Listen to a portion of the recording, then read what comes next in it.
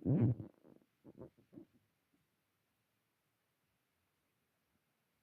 magkano ang bigas niyo, boss? Depende ano bigas bibili mo.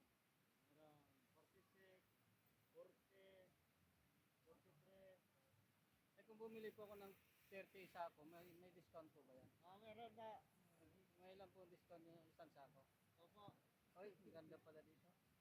Dito lang kami bibili ng bigas, 30 kaban. Ito. Bibili namin itong ano, Mindoro.